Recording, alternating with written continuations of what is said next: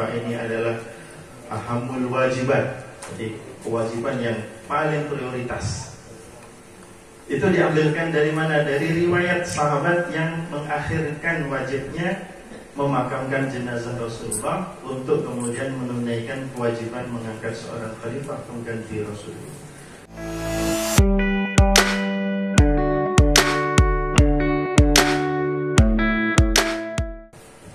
Bismillahirrahmanirrahim. Assalamualaikum warahmatullahi wabarakatuh.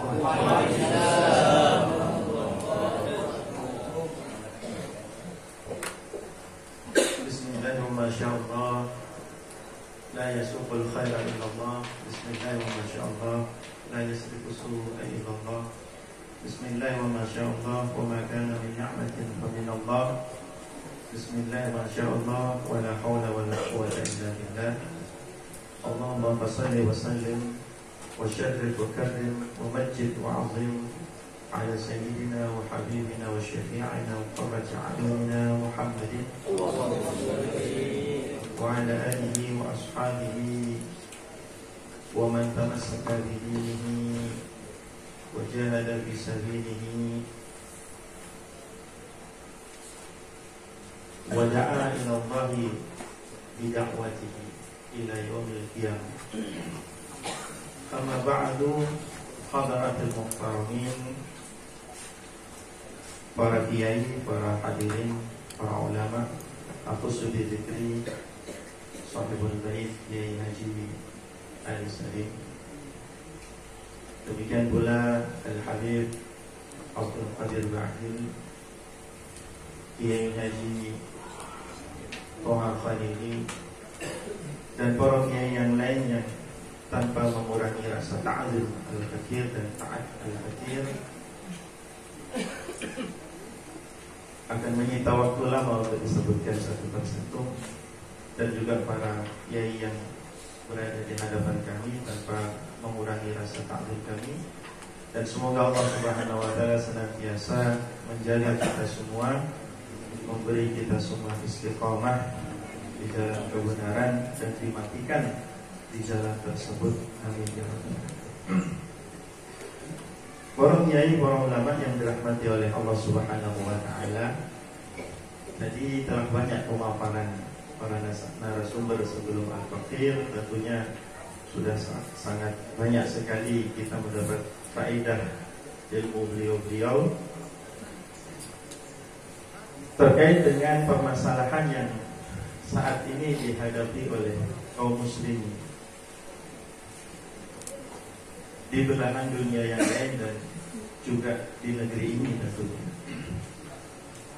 Para ulama, para masyayikh yang dirahmati oleh Allah, kalau tadi terus kita membicarakan masalah, Al-Fakir ingin memberi kabar gembira yang telah diberitakan oleh Rasulullah Sallallahu Alaihi Wasallam bahwa masa depan itu ada di tangan kaum muslimin. Masa depan itu berada di tangan Islam.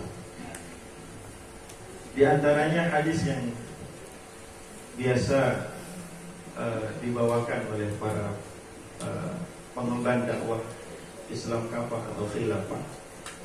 Itu adalah hadis yang diriwayatkan oleh Imam Ahmad di dalam kitab Musnad beliau, yang hadisnya agak panjang.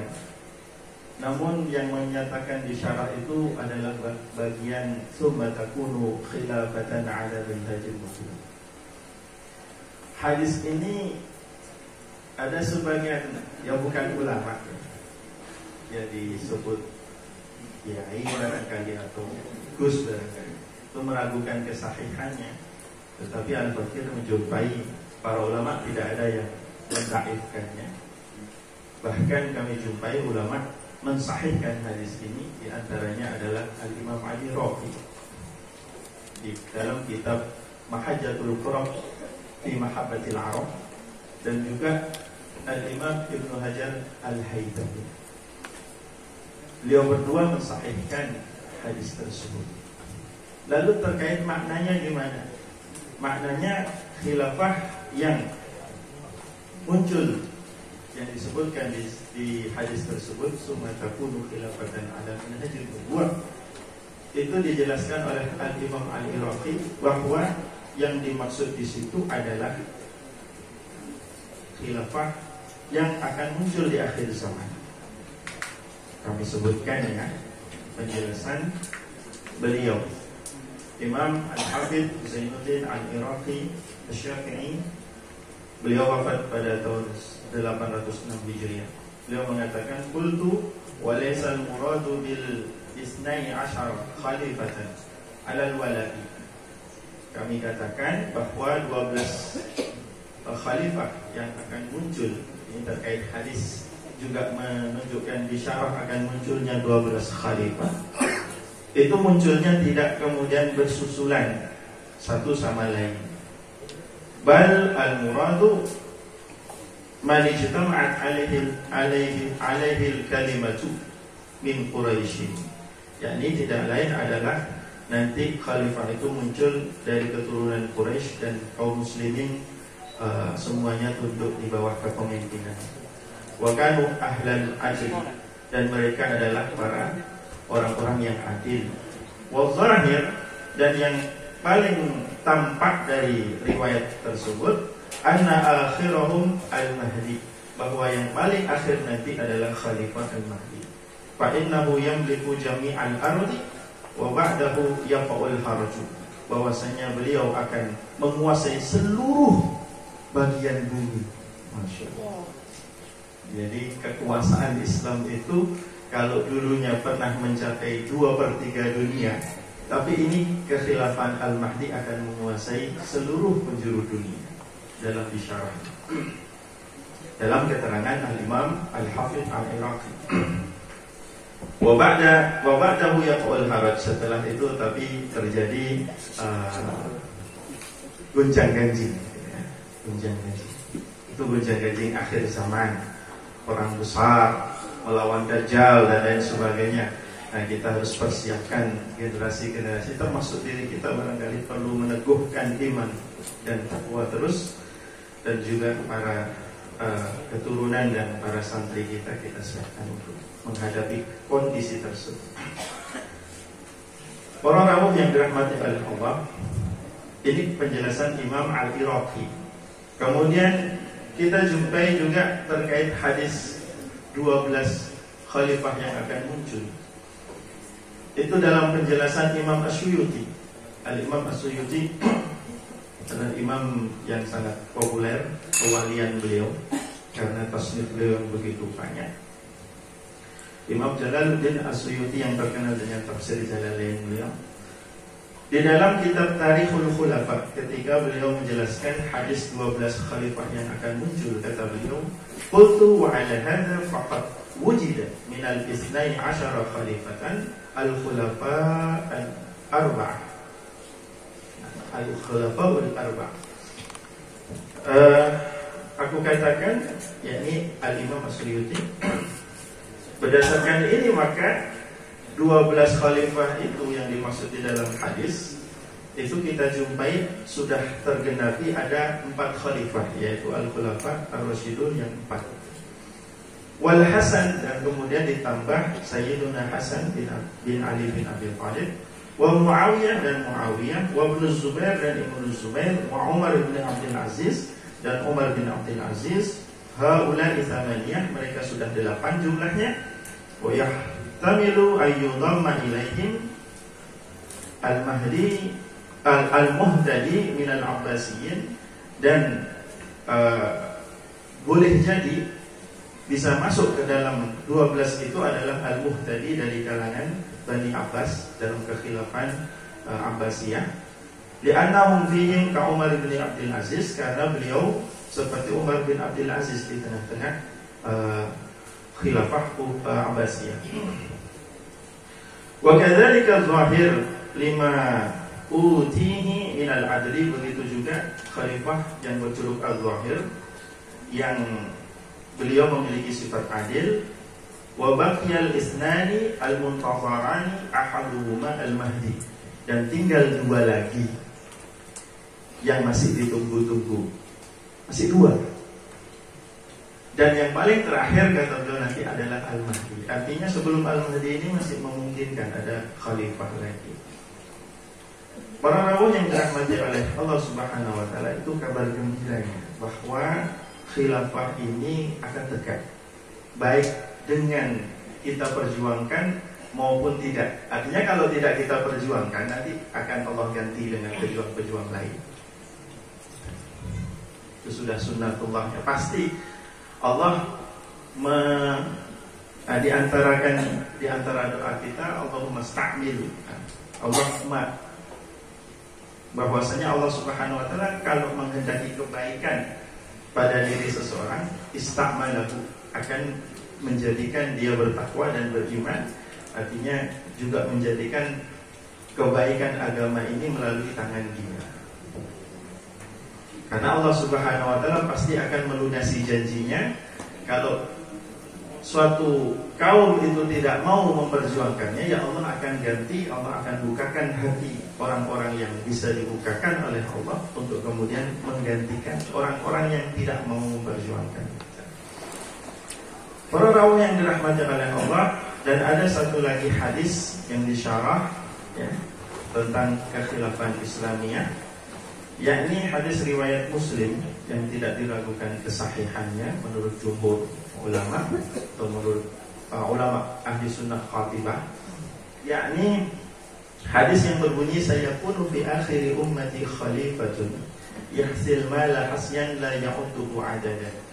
Akan ada di akhir umatku nanti seorang khalifah. Wa fi riwayatin fi akhir zaman, dan di riwayat yang lain, riwayat Muslim juga dengan berbunyi akhir zaman, di akhir zaman. Satu riwayat mengatakan fi akhir ummati, di riwayat yang lain mengatakan fi akhir zaman. Berarti klop ini, akhir umatku ya juga akhir zaman. Akan ada khalifah yang membagi-bagikan harta dengan begitu melimpah. Yahsil mala hasyan. Itu kalau belajar bahasa barangkali kalau keliru al-Baqi koreksi, menggunakan maf'ul mutlak yang artinya adalah untuk menunjukkan begitu sangat besarnya. Litakid. Yahsil mala hasyan la ya'udduhu adadan. Apalagi ada keterangan tidak lagi dihitung-hitung jumlahnya. Jadi tidak diperhitungkan kamu berapa, kamu sekian aja lah. Tapi nyok gitu bahasa Jawanya. Kalau bahasa Madura ya. Masya Allah. Itu begitu luar biasanya khalifah di akhir zaman. Jadi benar-benar kaya, bukan kaya hutang seperti tadi. Para hadirin yang dirahmati oleh Allah, dan berkenaan dengan Palestina juga ada bisyarah juga, di mana kekuatan Islam nanti akan mencapai kekuatan yang sampai menjadikan kaum kafir itu dalam kondisi yang kalah. Yakni dalam hadis, la taqumu sa'atu hatta tuqatilul yahud wa yaqul al-hajar alladhi wara'ahu al-yahudi ya muslim, wa fi riwayatin ya Abdullah hadha yahudiyyun wara'i faqtulhu. Hadis sahih riwayat Bukhari dan imam yang lain, yang menunjukkan bahwa kaum muslimin nanti sampai memerangi mereka sampai tidak ada tempat bersembunyi bagi mereka. Dan kekuatan apa yang bisa menjadikan semacam ini? Dan tentunya kita tidak bisa tergambarkan oleh kita sekarang dengan kekuatan yang barangkali baru masih ada. Sampai-sampai orang Yahudi sembunyi di balik batu pun, lalu kemudian para ulama menjelaskan bukan hanya batu, dinding, kayu, dan segala benda kecuali satu pohon bernama gharqad. Itu mereka akan mengatakan, wahai muslim, ini ada Yahudi bersembunyi. Itu menunjukkan beberapa hal. Di antaranya adalah kita akan perang dengan Yahudi. Dan itu sudah terjadi sekarang. Tapi sekarang kondisinya kaum muslimin dibombardir, korban dari kaum muslimin lebih banyak daripada umat Yahudi. Dan kaum muslimin boleh dikatakan bisa bertahan dengan keberanian para mujahid tadi itu, tapi tidak bisa dikatakan menang hingga mengusir entitas Yahudi Zionis itu. Sehingga bisa dikatakan ya belum berhasil menumpas penjajahan. Para hadirin yang dirahmati oleh Allah, tentu kekuatan yang besar yang bisa merealisasikan itu semua dari bisyarah-bisyarah tadi itu adalah tegaknya khilafah itu sendiri. Kita bisa jumpai khilafah ini selain dia sebagai sesuatu yang dijanjikan keberadaannya di akhir zaman, dia juga sesuatu yang diwajibkan oleh syarak.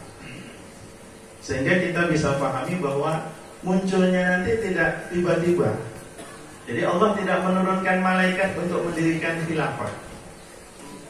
Jadi mendirikan khilafah itu siapa yang melakukan? Ya, kita-kita ini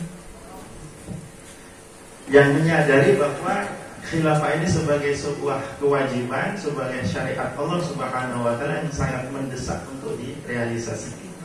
Al-Fakir ingin tunjukkan beberapa maqalah ulama yang barangkali sebagian besar panjenengan sudah mengetahuinya tentang begitu besarnya peran khilafah.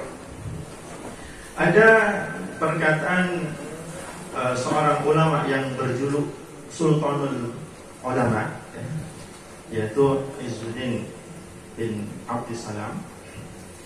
Beliau adalah seorang ulama pelopor khilafah untuk ditegakkan kembali saat sehancur-hancurnya setelah serangan Tatar Mongol.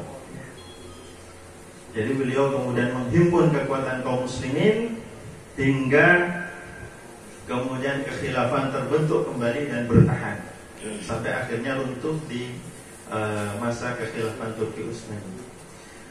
Para rawuh yang dirahmati oleh Allah, beliau mengatakan, "Walaula nasbul imamil a'zam la fatatil masalih wasyamilah."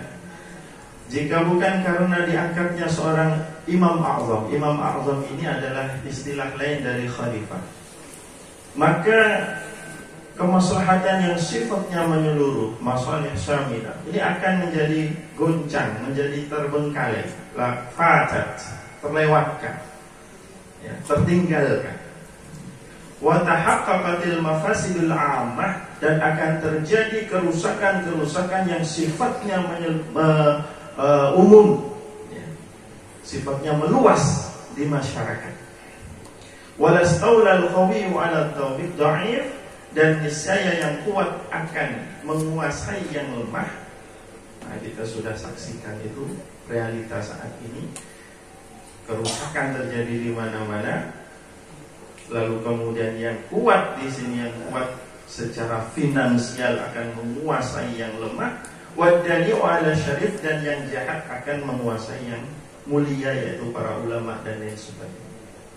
Bagaimana kita jumpai dalam sistem demokrasi itu, harga ulama itu seharga apa? Seharga amplop, bahkan seharga kartu nama. Jadi dalam demokrasi ini ilmu ulama gak digunakan dalam sistem demokrasi. Ulama didatangi hanya untuk pertama meminta dukungan, karena menganggap ulama ini punya massa agar dia nanti terpilih. Yang kedua adalah kalaupun diminta ilmunya adalah ilmu untuk melegitimasi kebijakan yang tidak sesuai dengan syariat sebetulnya. Coba carikan dalil agar gimana anjing itu disolati, kan ada gitu kan, yang kisah yang tersebar itu. Coba carikan dalil agar anjing itu bisa disolati. Akhirnya dicarikan dalil, ada di surat Al-Kahfi. Ini dalil keturunannya anjingnya Ashabul Kahfi. Akhirnya disolati. Jadi itu fatwa dan petuah ulama ini tidak digunakan. Beda dengan ulama dalam sistem Islam, dalam sistem khilafah. Imamul Haramain Al-Juwaini di dalam kitab Biasul Umam fil Biasul Dulam, beliau menjelaskan tentang wujubu muraja'atil ulama, Jadi wajibnya seorang khalifah itu merujuk pada ulama. In kana mujtahidan fa huwa matbu'. Kalau dia mujtahid, dia bisa diikuti, ya. Wa in kana ghairu mujtahidin fa huwa tabi'. Kalau dia bukan mujtahid, maka dia ikut artinya ikut arahan daripada ulama. Bahkan beliau katakan bahwa sesungguhnya ulama itulah sebetulnya sahibul amri, ashabul amri, yaitu para penguasa yang sebenarnya. Maksudnya gimana? Karena segala tindakan daripada dan kebijakan daripada seorang khalifah itu tidak lepas dari bimbingan atau arahan daripada ulama. Jadi para ulama itu sangat penting sekali menjadi bagian yang tidak bisa dilepaskan dalam sistem Islam. Sehingga ashabus syura, jadi para orang-orang yang menjadi yang dimintai pendapat oleh khalifah, ya, di masa Umar bin Khattab, itu adalah orang-orang yang berilmu, orang-orang yang hafidh Al-Quran, orang-orang yang hudzaq, yang sangat dalam keilmuan. Berbeda dengan sekarang, yaitu tadi harga ulama hanya dihargai dengan amplop gitu. Jadi sama nulung di amplopihim.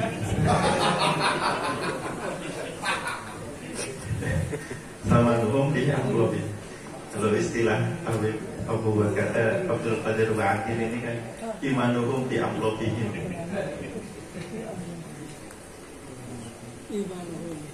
Jadi para lawan yang dirahmati oleh Allah, dengan gambaran yang begitu gamblang tadi tentang wajibnya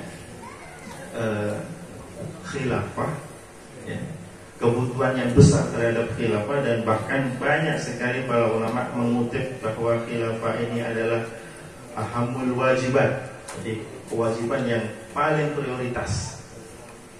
Itu diambilkan dari mana? Dari riwayat sahabat yang mengakhirkan wajibnya memakamkan jenazah Rasulullah untuk kemudian menunaikan kewajiban mengangkat seorang khalifah pengganti Rasulullah.